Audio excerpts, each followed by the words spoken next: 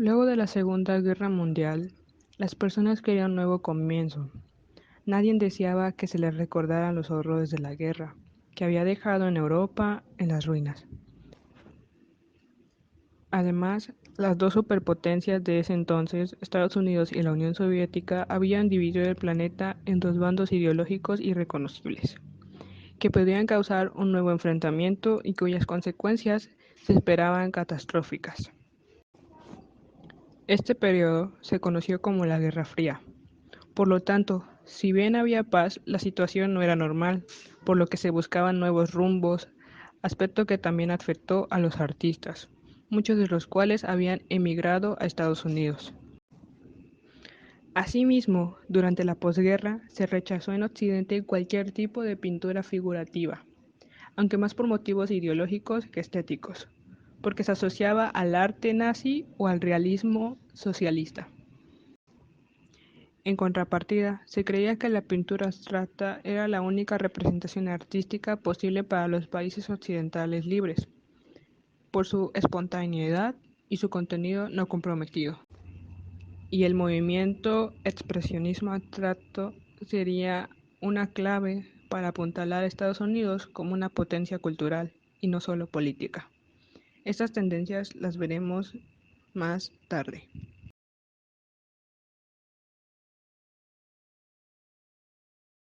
A partir de a partir de 1945, la vida en Estados Unidos y otros países desarrollados cambió radicalmente. La población ha aumentado mucho. Cada año hay más coches y más productos de consumo. En la década de 1940, la televisión era un privilegio de los ricos. 20 años después se hizo prácticamente universal. Lo mismo ha sucedido con el teléfono y los electrodomésticos. Las nuevas generaciones. La vida cambió especialmente para las generaciones jóvenes, que comenzaron a gozar de mejores condiciones de educación y de más oportunidades de ocio. En la década de 1960, muchos jóvenes se rebelaron contra los valores de sus padres. El modo de peinarse, de vestir, se convirtió en señas de identidad. La música rock, nacida en los 50, constituyó un verdadero manifiesto de la juventud que se vio influenciada por estrellas del rock como los Beatles. Los derechos de la mujer. Las mujeres también se rebelaron contra las actitudes tradicionales. En la década de 1950 predominaba la idea de que la mujer debía ser, sobre todo, esposa y madre. Si la mujer trabajaba fuera del hogar, solía recibir sueldos más bajos que los hombres. 10 años después, miles de mujeres reivindicaron su fuerza de trabajo. Los movimientos feministas exigieron la igualdad de los derechos de hombres y mujeres. En los años 70 y 80, las mujeres emprendieron carreras brillantes y lograron la protección legal contra la discriminación y acoso sexual. Bueno, después de la posguerra, pues prácticamente dicen que se vino siento que los gobiernos se sentían un poco como de preocupación de que sus ciudadanos, todo lo que pasó en la guerra, que sus ciudadanos, siguieran teniendo como esa mala imagen hacia ellos, y ellos querían pues reivindicar como los buenos gobiernos. Así que pues en Estados Unidos como primer potencia, la URSS, la Unión Soviética, empezaron a tratar de alzar la economía. Es por eso que empezaron a darle a sus ciudadanos un estilo de vida más fácil, que se hiciera la vida más fácil. Empezaron la tecnología, la economía empezó a circular, a haber más acceso a las cosas, por ejemplo la televisión, los autos, las viviendas, empezaron a ser más fácil para conseguirlo.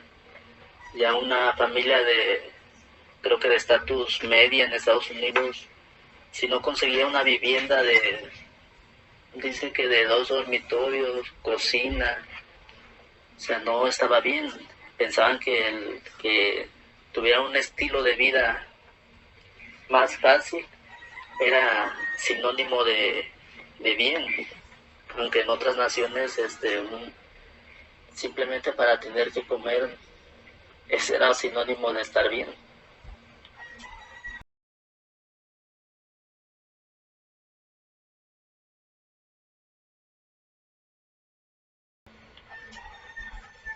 El consumismo. ¿Qué es el consumismo? El consumismo puede referirse tanto a la acumulación, compra o consumo de bienes y servicios considerados como esenciales, como al sistema político y económico que promueve la adquisición competitiva de riqueza como signo de estatus y prestigio dentro de un grupo social. Como consecuencia de la implantación del llamado estado de bienestar, a partir de fines de la Segunda Guerra Mundial, importantes sectores sociales de los países industrializados aumentaron considerablemente el poder adquisitivo. Al fin de lograr ese objetivo, fue creado en los Estados Unidos un nuevo estilo de vida que comenzó a difundirse como el American Way of Life, estilo de vida americano. Esta nueva forma de vida se basaba en el consumo de todo tipo de artículos como uno de los principales caminos para la realización individual de los seres humanos. Las características de ese estilo fueron, además del consumismo, la exageración y la ostentación de las riquezas y la grandiosidad reflejadas en todos los órdenes. Bueno, eso sí es verdad hasta la fecha. En Estados Unidos hay un consumismo enorme, ¿no? Son de los países que están supuestamente más involucrados en que no haya consumismo en la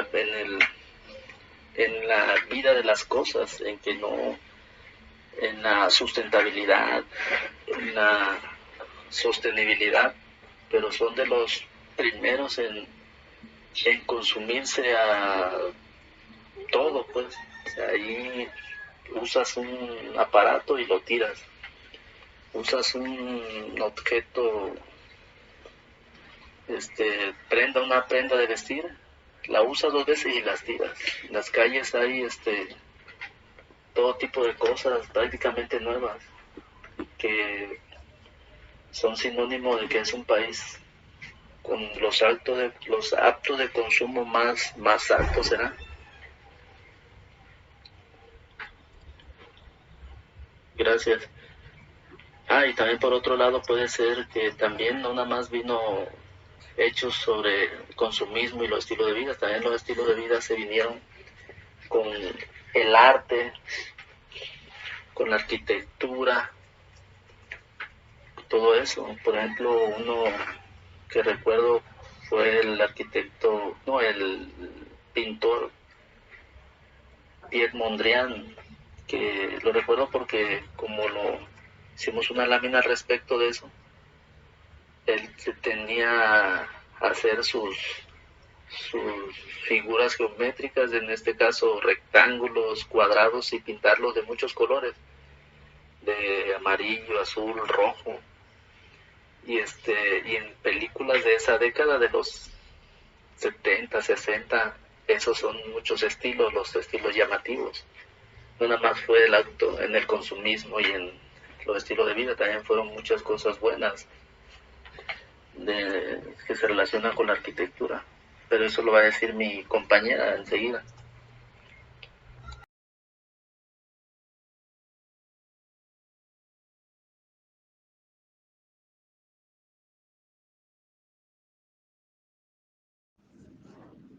El expresionismo abstracto. El expresionismo abstracto Fue un movimiento artístico estadounidense que surgió después de la Segunda Guerra Mundial, centrado principalmente en la ciudad de Nueva York. También se conoce como action painting, pintura de acción, término acuñado por el crítico Harold Rosenberg en el artículo Los pintores de acción americanos, publicado en la revista Art News en 1952. Y American Type Painting, pintura de tipo americano, término utilizado por Clement Greenberg para distinguirla de la pintura europea. Dentro de este movimiento destaca la denominada Escuela de Nueva York, un grupo de pintores cuya actividad se desenvuelve en esta ciudad entre los años 1940 y 1955. Este grupo está formado por William Basios, William de Kootenay, Philip Gustons, Hans Hofmann, Franz Klein, Robert Motherwell, Barnett Newman y Jackson Pollock.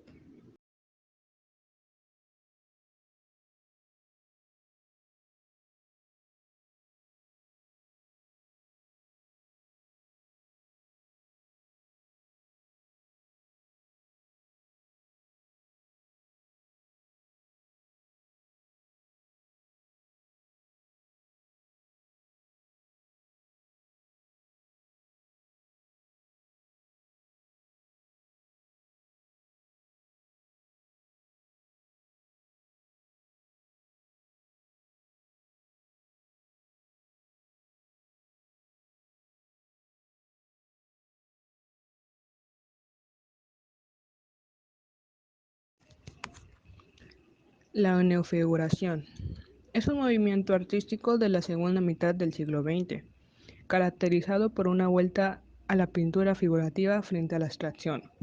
Aunque los pintores trataban el tema de una manera informal y de manera expresionista, surge como una reacción al arte abstracto. La nueva figuración preconizaba un retorno al objeto y a la realidad cotidiana. Se vuelve a representar la realidad, en particular la figura humana, pero con las técnicas de informalismo. Suele tener un sentido de denuncia social. Se presentan tendencias expresionistas, en lo que se adoptan formas orgánicas deformadas o monstruosas. Alguna de sus características es el simbolismo extraído de las experiencias de la vida real, de la historia y del sustrato ideológico. La iconografía de formas orgánicas surrealistas y de formas monstruosas, deformes, angustiadas y atormentadas. Algunos de los exponentes de esta tendencia es William de Kootenay, Francis Bacon y Antonio Saura.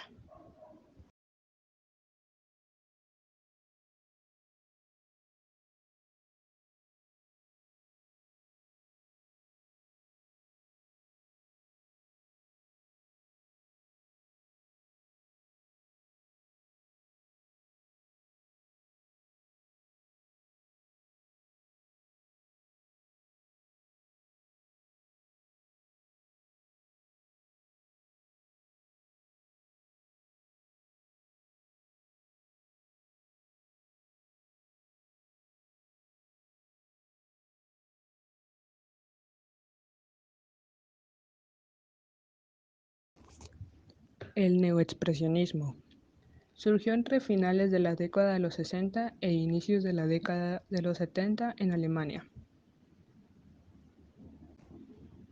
El movimiento artístico neoexpresionismo nace en respuesta a la corriente del minimalismo y en contra del arte conceptual. Las características de este movimiento es: las obras del neoexpresionismo son dibujos y pinturas muy agresivas, toscas y cargadas de colores fuertes, sobre todo los colores primarios, y tonos con intensos contrastes.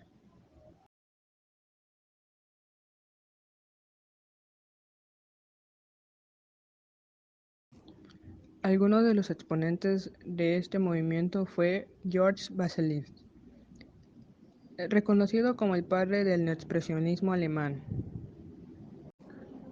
Sus obras se caracterizaban por ser salvajes, provocativas, satíricas y en ocasiones obscenas.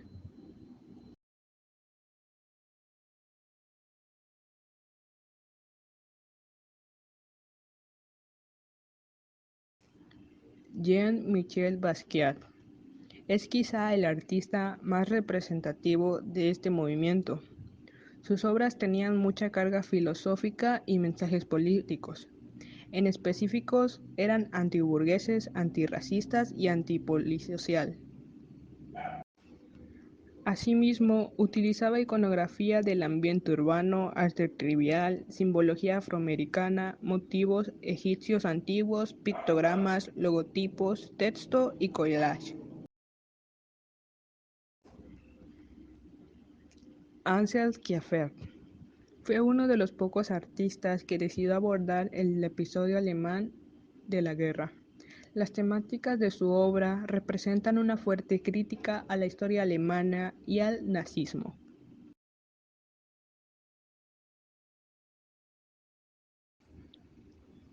El Pop Art. El Pop Art es un movimiento que surge a finales de 1950 en Inglaterra, más tarde en 1960 en Estados Unidos. Su auge dura aproximadamente hasta la década de los años 80. Durante este tiempo, las obras creadas dentro de este movimiento expresan una crítica social. En aquel entonces, la sociedad destacaba principalmente por el consumismo. Todo giraba en torno a comprar y vender masivamente. Las obras del Pop Art se caracterizaban por reflejar todos los aspectos de la vida y cultura popular del momento. Rechazó el expresionismo abstracto. La temática principal tenía relación con ciudades, cine, televisión, cómics, aspectos sociales, etc. Se realizaban mezclas y combinaciones de pinturas con objetos de la vida real en la misma obra. Se usó el empleo del lenguaje figurativo y realista para mostrar la realidad del mundo. Alguno de los exponentes de este movimiento fue Roy Lichtenstein. Fue uno de los impulsores del movimiento. Este artista pop art cuenta con un estilo muy peculiar caracterizado principalmente por las interpretaciones a gran escala de sus cómics y la parodia. Utilizaba una técnica de puntos para crear sus dibujos animados y empleaba generalmente colores primarios. Keith Haring se convirtió en uno de los referentes del arte en los años 80. Refleja y plasma sus obras a través de los grafitis, transformándose en uno de los icónicos de este estilo. Se considera que fue uno de los artistas que acercó el arte callejero y los museos. Andy Warhol, este conocido artista del pop art, destacó por realizar obras de diferentes celebridades, como Grace Kelly o Elvis Presley, entre otras. Además, otras de sus inspiraciones fueron los anuncios publicitarios, donde destaca su obra de latas de sopa de Campbell.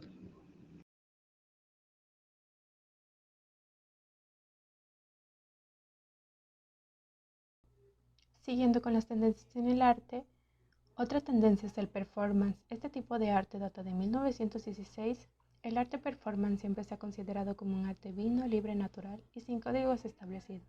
Una manera de experimentar una obra de arte a través de los ritmos corporales de los componentes que la interpretan. Algunas de las principales características del performance es que la elaboración de las obras y el trabajo que se refleja en ellas lo llevan a cabo los integrantes principalmente.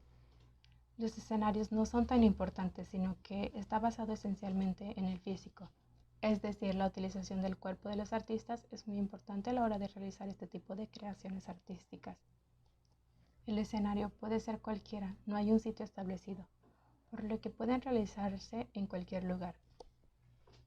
Los elementos que se conjugan en este tipo de obras son el cuerpo del artista, el tiempo de duración, el espacio en el que se desarrolla y la relación que existe entre los artistas y el público que asiste.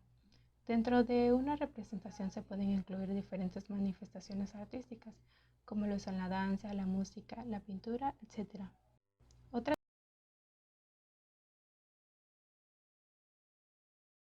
tendencia es el hiperrealismo. El hiperrealismo o fotorrealismo es un movimiento artístico figurativo que produce la realidad con una nitidez y definición semejante a la exactitud fotográfica, pero aplicando técnicas pictóricas o escultóricas que hacen la imagen más vívida que la mera fotografía. El arte hiperrealista se originó hacia finales de 1960 en respuesta a planteamientos abstractos, conceptuales y no objetuales del arte contemporáneo. Alguna de las características del hiperrealismo es que la obra hiperrealista debe de ser tan verosímil, realista, que parezca más viva que la realidad conocida. El virtuosismo se relaciona con la perfección técnica, abocada a lograr definición y nitidez absoluta. Bueno, los temas del arte hiperrealista son variados. Con frecuencia se ven figuras humanas, escenas, paisajes urbanos, objetos de la sociedad del consumo, momentos efímeros, elementos de la naturaleza, etc. Otra tendencia es el arte minimalista.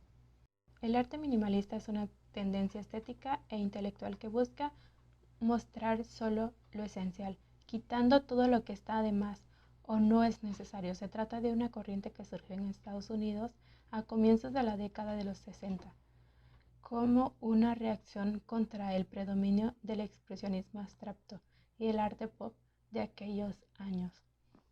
Las características del arte minimalista es la economía de recursos, dejando solo lo esencial, búsqueda de la objetividad absoluta a partir de la utilización de formas geométricas simples y elementales que se repiten, reducción y simplificación de los conceptos, separación de rasgos o cualidades determinadas para analizar aisladamente, el orden y la exactitud de los trazos y de los acabados, uso de materiales rústicos y colores puros y neutros, el espacio que es un complemento de la obra, austeridad total, con eliminación de ornamentos, adornos y todo aquello que no sea estrictamente necesario.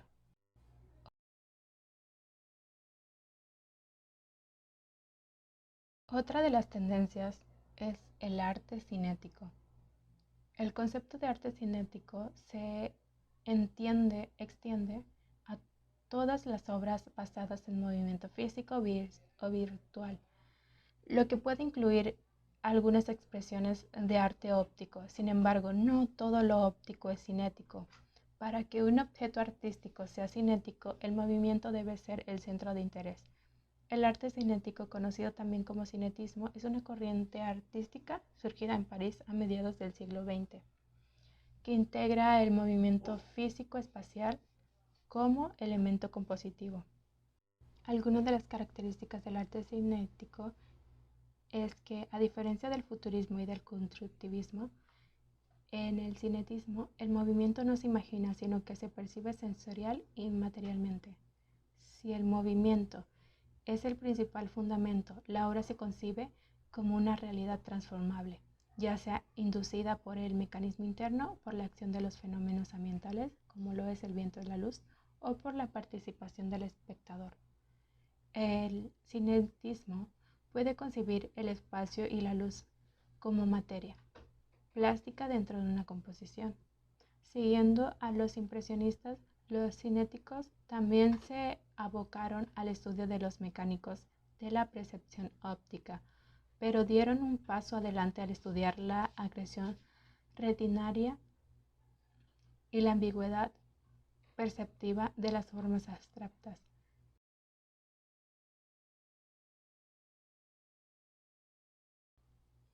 Como última tendencia se encuentra el arte conceptual. El arte conceptual es el nombre de un movimiento artístico en el que el concepto tiene la prioridad sobre el objeto. Nació en la década de 1960 y se manifestó en diferentes países como Estados Unidos, Inglaterra, Francia e Italia, entre otros.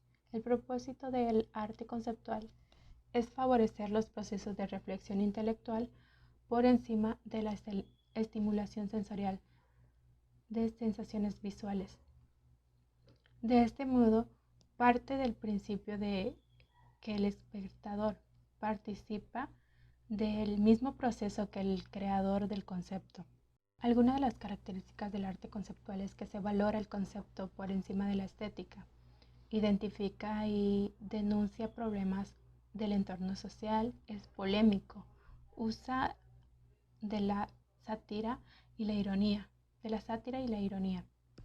abarca diferentes disciplinas artísticas como lo es la música, literatura, artes plásticas, etc. Usa diferentes medios y técnicas, el videoarte, fotografía, performance, arte objeto, instalación, collages, entre otros. El siguiente tema es la influencia en la arquitectura.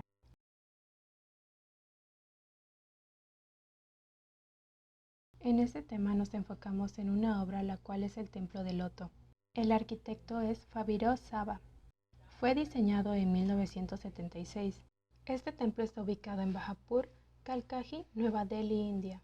El templo fue levantado en una aldea de Bajapur Kalkaji, una zona muy apartada del bullicioso centro de la capital de la India. Si se observa la arquitectura hindú, se puede descubrir que pese a las diferencias externas entre los diversos templos, todos ofrecen símbolos significativos y sagrados, comunes a todas las religiones de la India. Los símbolos que ya han trascendido incluso a otros países y religiones. Uno de estos símbolos es la flor sagrada de los indios, la flor de loto. Inspirado conceptualmente en esta flor que simboliza la pureza y la santidad, en que la tradición hindú es que el arquitecto Fabiroz Saba desarrolló el proyecto para este templo. Dicho concepto tuvo que ser convertido en formas geométricas definidas, tales como esferas, cilindros, toroides y conos, los que se traducen en ecuaciones posteriormente utilizadas con base para el análisis estructural y planos de ingeniería. La geométrica resultante fue tan compleja que se tardó 2 años y medio en completar los planos del templo. Antes de emprender este diseño, el arquitecto viajó por la India para estudiar la arquitectura de esta tierra y quedó impresionado por el diseño de los templos, así como por el arte y los símbolos religiosos en los que el loto siempre jugó un papel importante. Fue influenciado por esta experiencia y en un intento de representar el concepto de la pureza, la sencillez y la frescura de la fe Bahá'í, que concibió el templo de Delhi en la forma de una flor de loto. El templo da la impresión de una flor de loto entreabierta a flote, rodeando de sus hojas. Cada componente del templo se repite 9 veces para el gusto hindú. El loto ha sido siempre la flor más bella, disfrutando de su popularidad sin precedentes a lo largo y ancho de toda la India desde los primeros tiempos hasta nuestros días, como se demuestra en la literatura y el arte. Bueno, la estructura externa está formada por 27 pétalos gigantes de mármol que envuelven el espacio interior con capacidad para 2.500 personas, representando los alineamientos de la arquitectura Bahá'í. Con la forma circular, se accede a su interior atravesando 9 puentes que están sobre 9 estanques que lo rodean el templo y que dan acceso a 9 puertas que conducen a un recinto central que alcanza 40 metros de altura. Aunque no muestra soportes visibles, el templo está rodeado por jardines y su ubicación en el centro de los estanques crea la sensación de una gigantesca flor de loto flotando en el agua. Junto con 9 estanques que lo rodean, el templo y los jardines, la propiedad del templo del loto ocupa 105.000 metros cuadrados.